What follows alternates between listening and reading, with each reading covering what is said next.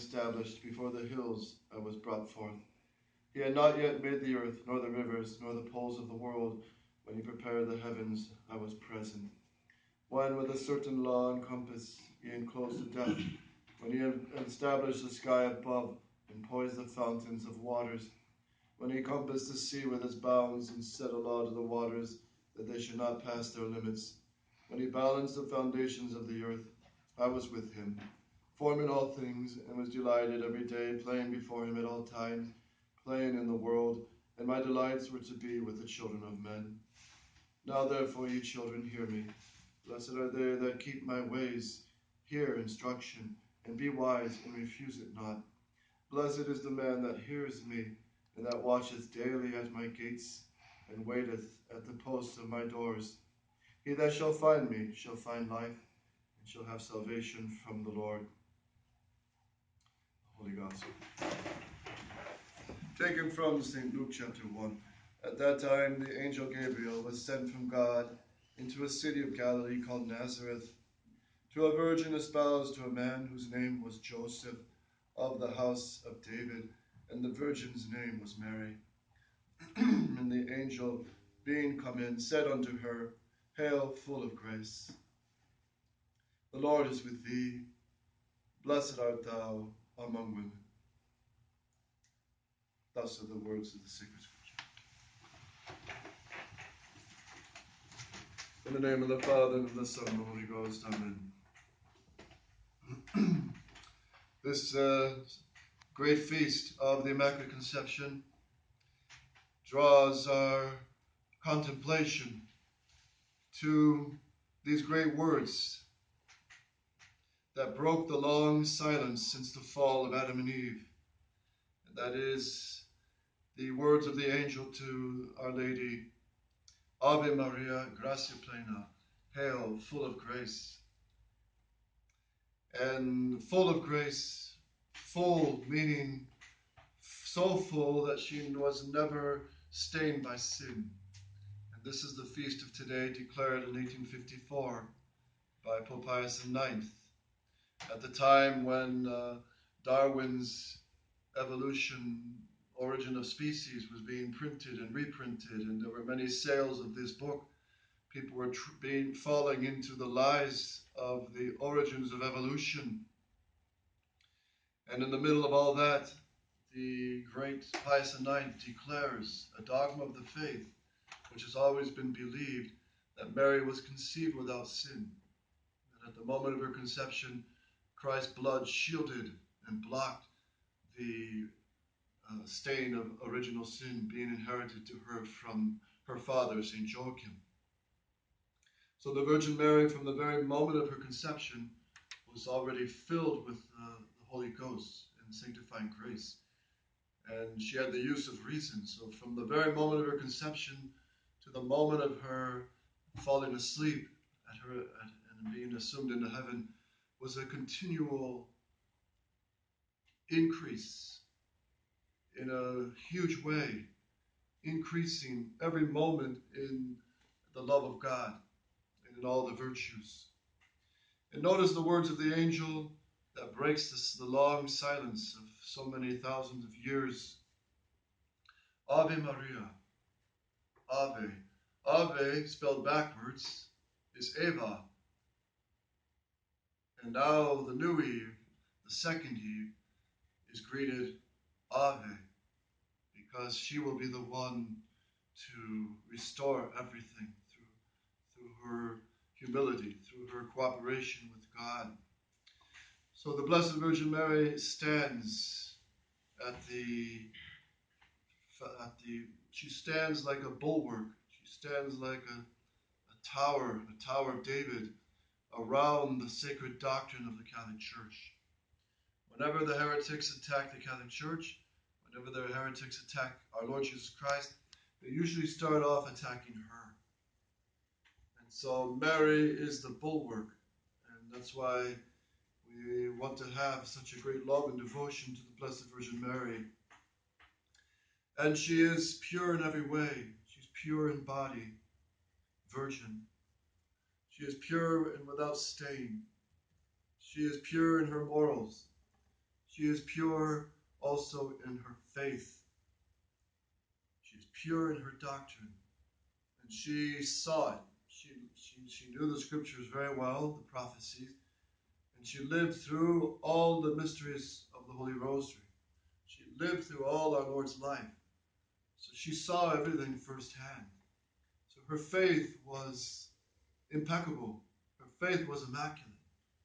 Her faith was strong. And let it be said, at the foot of the cross, who alone kept the Catholic faith? The first Pope lost it. The first bishops of the Catholic Church lost the faith. St. John, who stood at the foot of the cross, he saw everything, but even he lost the faith. He no longer believed that this could be God hanging on the cross. But the Virgin Mary, she never doubted. She never doubted the prophecies of his resurrection. And she never doubted for a moment his divinity.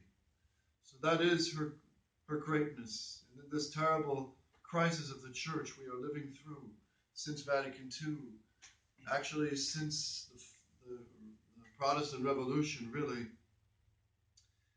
the faith has been under a severe attack.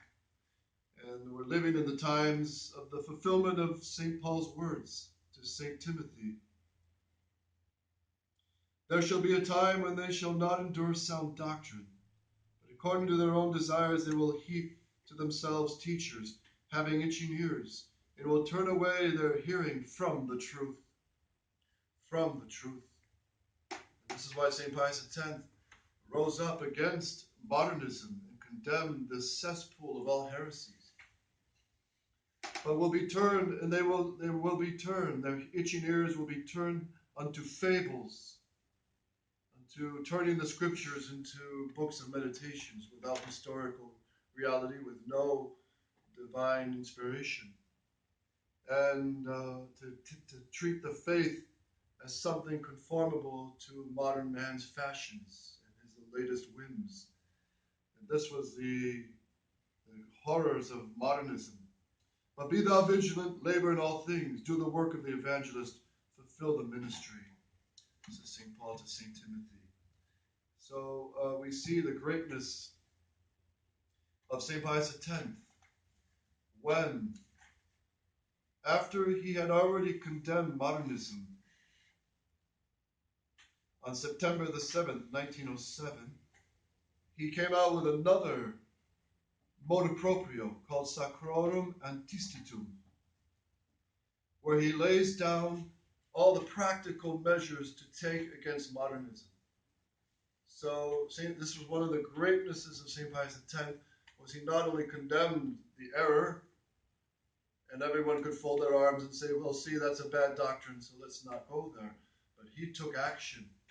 He took action in the seminaries, the bishops, in all the universities and Catholic colleges. He took action, and one of them, of course, was to take the anti-modernist oath. But listen to his words of opening this motu proprio. This is September 8th, 1907, the birthday of the Virgin Mary. We think it is obvious to every bishop that the type of men called modernists, whose personality was described in the encyclical Pascendi, have not stopped agitating in order to disturb the peace of the Church. So he's saying these sneaky eels, these hyenas, these foxes, they are working. Even after we've condemned modernism, they are working. Nor have they ceased to recruit followers to the extent of forming an underground group. Conspiracy? Yeah, conspiracy is real. In this way, they are injecting the virus of their doctrine into the veins of Christian society, publishing books and articles, either unsigned or under false names. A fresh and careful reading of our said encyclical of Pascendi reveals clearly that this deliberate shrewdness is to be expected from those men we described in it. They are enemies, all the more formidable as they are so close. They take advantage of their ministry, because they're priests and bishops, by offering their poisoned food and catching the unguarded by surprise. They supply a false doctrine which is the compendium of all errors. Modernism. This is 1907. And now we see modernism is just destroying the Holy Roman Catholic Church. Of course, the church cannot be destroyed, but from head to foot, how many bishops have the faith? How many priests have the faith? And now with the Society of Pius X Concilio SSPX being more and more silent against modernism, they will infect it. And cooperating with the modernists in Rome and seeking legalities and jurisdictions and agreements and signing the horrible doctrinal declaration, which is pure modernism. It's pure modernism. They will lose the faith. This is the grave danger that St. Pius X warns us about. Let me read the next paragraph, because it's so powerful. And for him, it's not just some intellectuals debating over difficult theological questions. For St. Pius X, this is a war for souls. This is a war waged by Christ the King and started by the rebellion of the devil. And the Virgin Mary's role in it is crucial. She will crush his head. But notice the Virgin Mary stands always at the heart of the defense of the doctrine. In the face of this plague, says St. Pius X, which is spreading in a portion of the Lord's field where the best fruits should be expected, that's the seminaries, where the best fruits should be expected. Seminarians are expected to know the faith, love the scriptures, believe all the truths like children, without any doubt or modernist ideas. It is incumbent on all the bishops to labor in defense of the faith and diligently watch that the integrity of the divine deposit may not suffer damage. Notice, this is not the first encyclical, but St. Pius X wrote many encyclicals where he puts the preeminence of the faith, the defense of the doctrine. And that's really the heart of our fight now, is simply to defend the doctrine of the Catholic faith, which is under fire at every level. And as he'll say to the priests in his encyclical Herent Animo, that it's not sufficient to just have knowledge of the doctrine, but we must live according to the doctrine and strive to live holy lives, strive to keep frequent confession, keep recollection with the depth of these divine truths, to meditate on them. And he, of course, demanded that St. Thomas Aquinas be taught in the seminaries and his philosophy. And he even says, if any seminary departs one step from the philosophy of St. Thomas Aquinas, they are in great danger, he says. So let's continue. And it is incumbent upon us, the Pope, above all, to fulfill the command of our Savior Jesus Christ, who told St. Peter, whose primacy we hold, however unworthily, confirm thy brethren. Confirm thy brethren. We wish we had a Pope who would confirm the faith. We don't. The last 5 have not.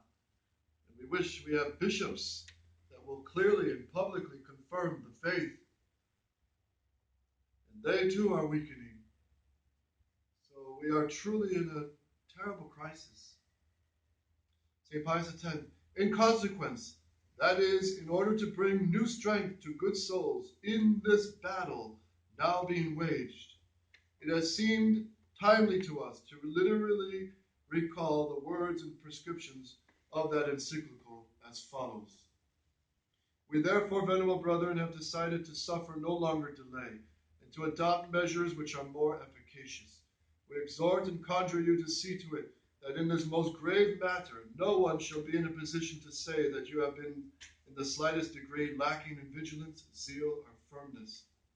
What we ask of you and expect of you, he's talking to the bishops, we ask and expect also of all other pastors of souls, of all educators and professors of clerics, and in a very special way of the superiors of religious communities. And then St. Pius X goes through the sound philosophy of St. Thomas, and then the promotion of sound theology of St. Thomas Aquinas. And then he talks about the role of profane studies, their profound application, Watch the seminarians, lest any of them be poisoned with modernism, and be careful of the publications. And here it's in this motu proprio, he commands the Nicolapstat on books, that there's no moral or danger to the faith. And then he calls for the great censorship of books. And he would do that today with videos and internet. Censorship. And it would be most normal in a sane society, let alone a Catholic society, that internet be censored. That what is poisonous to souls be removed. And at the moral level also, with pornography and the spread of heresies and Satanism open on the internet. That would be censored. And then he talks about priests and congresses, and he talks about the diocesan vigilance committees. And this is where the modernists just threw their arms up and pulled their hair and screamed like silly ladies. Diocesan vigilance committees.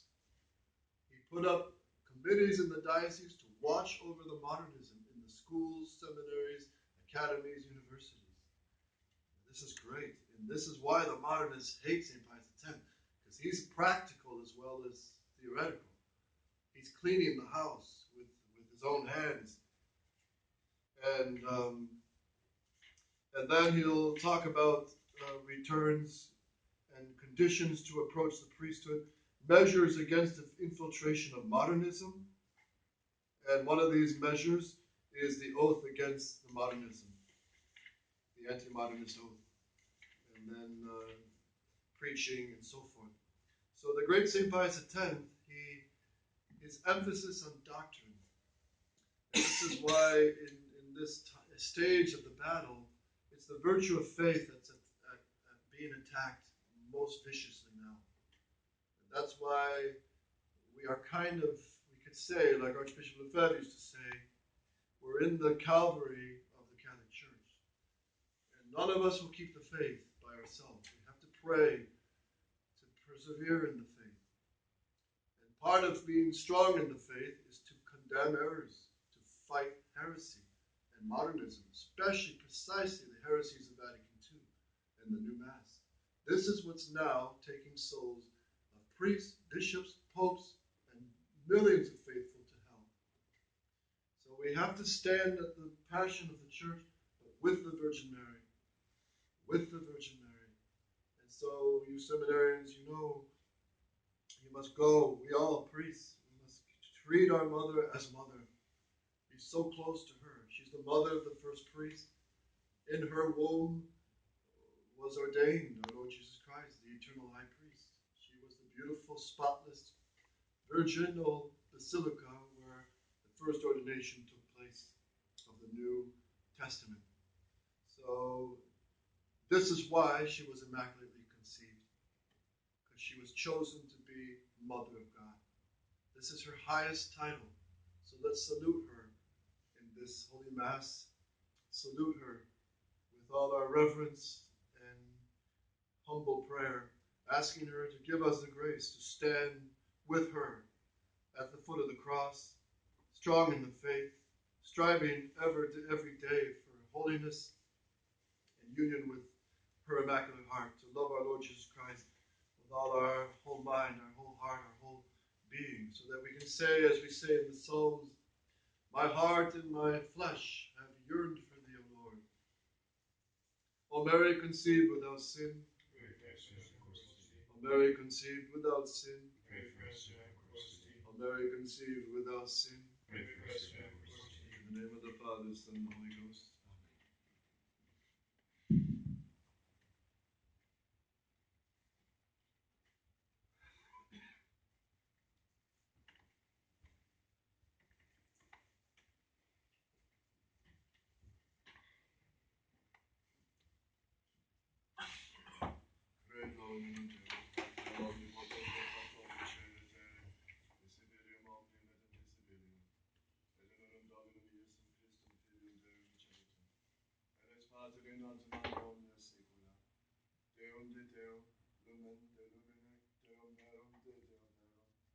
Genitum non patum consubstantialum Patri, per quam omnia fata sunt, qui propter nos homines, et propter nostrum salutem descendit celis.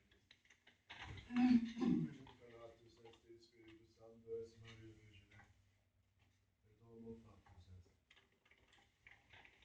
Crucifixus et semper nobis Pontius Pilato, passus et sepultus est. Et resurrectit tertia die, secundum Scripturas, et ascendit in caelum, sederat esterum Patris, et iterum venturus est cum gloria, judicari vivos et mortuos, cuius reine non erit finis. Et in Spiritum Sanctum Dominum et vivificantem, qui est Padre, Filioque procedi, qui cum Patri et Filio, simul adorator et calum glorificator, qui locutus est per prophetas. Et unam sanctam Catholicam, et apostolicam ecclesiam, conviteorum non baptisma, in remissionem